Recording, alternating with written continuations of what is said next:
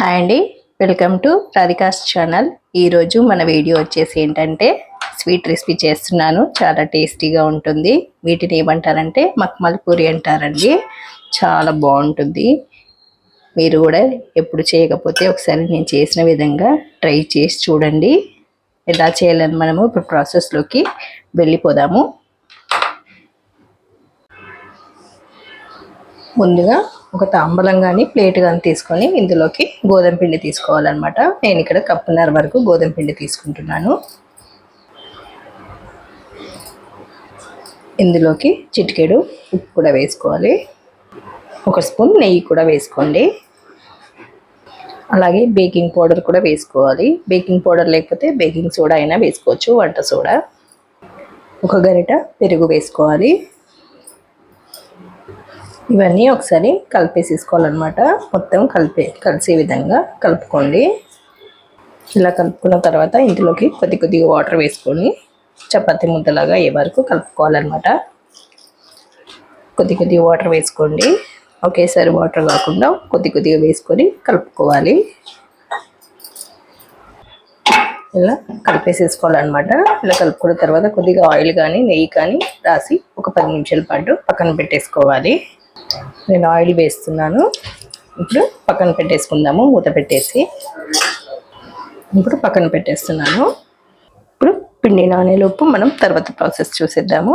Mixie jar తీసుకొని ఇందులోకి ఒక 1/2 కప్పు వరకు పుట్నాల పప్పు తీసుకోవాలి. పుట్నాల పప్పు తీసుకోవాలి. 1/2 కప్పు షుగర్ తీసుకోవాలి. పుట్నాలు ఎంత తీసుకున్నామో అందులో సగం షుగర్ తీసుకొని మిక్సీ పట్టుకోవాలి. ఇలా మిక్సీ పట్టేసుకోవాలన్నమాట.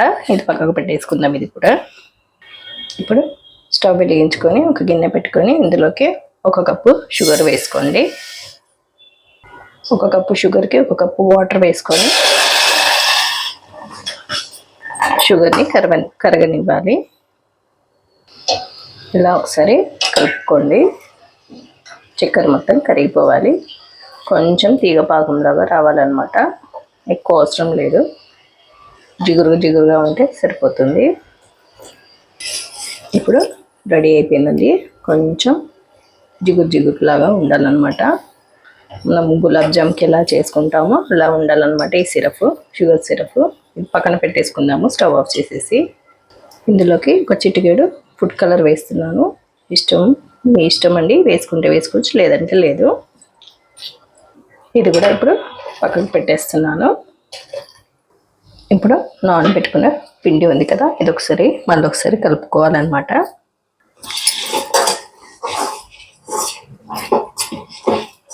ఇలా కలిపేసేసుకొని చిన్న బాల్స్ చేసుకొని పూరీలాగా చేసుకోవాలి. ఈ సైజ్ అయితే సరిపోతుంది మనకు. ఇలానే రెడీ చేసి పెట్టుకోవాలి. ఇప్పుడు ఒక పిండి ముద్దను తీసుకొని పొడి పిండి తీసుకోవాలి. గోధుమ పిండి కానీ బియ్య పిండి కానీ తీసుకొని పూరీలాగా పాముకోవాలి.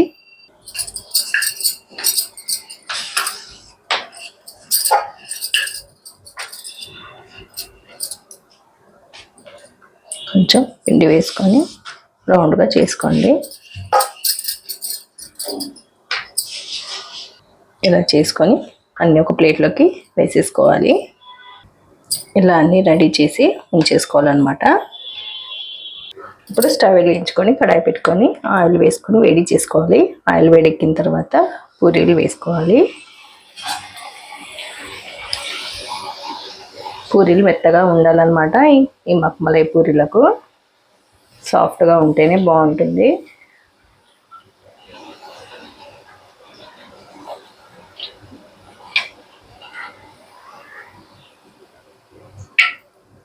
ఇలా పూరీలని రెడీ చేసి పెట్టుకోవాలి.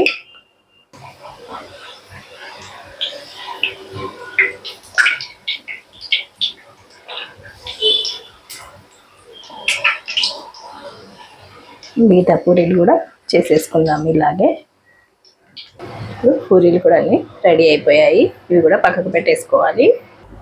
ఇప్పుడు సిరప్లో పూరీ చేసుకుని ఉంది కదా, ఇందులో వేసేసుకొని డిప్ చేసుకోవాలన్నమాట. ఉంచేసి తీసి పక్కన పెట్టుకోవాలి. ఇలా ముంచేసేయాలన్నమాట. సిరప్లోకి తీసేసి ఒక ప్లేట్లోకి తీసుకోవాలి. ఇలా ఒక ప్లేట్లోకి తీసుకున్న తర్వాత మనం రెడీ చేసి పెట్టుకున్న పుట్నాల పొడి ఉంది కదా, షుగరు పుట్నాల పొడి రెండు వేసేసుకోవాలన్నమాట. మిక్సీ చేసుకుంది ఇలా ఒక వైపు వేసుకోండి. వేసుకున్న తర్వాత దీన్ని ఇలా మలిచేసేసుకోవాలన్నమాట. పూరీలను ఈ పౌడర్ అనేది బయటికి రాకుండా ఇలా ఒత్తేసుకోవాలి. ఇలా ఒత్తేసిన తర్వాత కొబ్బరి పొడి వేసుకోవాలన్నమాట. కొబ్బరి పొడి వేసుకుంటే బాగుంటుంది. అలాగే కొద్దిగా బాదం కూడా కట్ చేసి వేసుకోండి, గార్నిష్ కోసం అన్నమాట. చాలా బాగుంటుంది ఈ స్వీట్. బర్త్డేస్ కానీ మ్యారేజ్ డేస్ కానీ ఉన్నప్పుడు మనం తొందరగా చేసుకోవాలనుకుంటే ఈ మక్మలై పూరీలు చేసుకోండి, చాలా బాగుంటుంది. ఇదండి ఇవాల్టి మన స్వీట్ రెసిపీ మక్మల్ పూరి. చాలా టేస్టీగా ఉంటుంది. ఇక్కడ మనము పుట్నాల పొడితో చేసాం కదా, కోవాతో కూడా చేసుకోవచ్చు, అది కూడా చాలా బాగుంటుంది. మీకు నచ్చిందా ఈ ప్రాసెస్? నచ్చినట్లయితే లైక్ చేయండి, షేర్ చేయండి, కామెంట్ పెట్టండి. మరిన్ని వీడియోస్ కోసం సబ్స్క్రైబ్ చేసుకోండి, పక్కనే ఉన్న బెల్ ఐకాన్ని క్లిక్ చేయండి. Thank you for watching. మరో వీడియోతో మేము ముందుంటాము.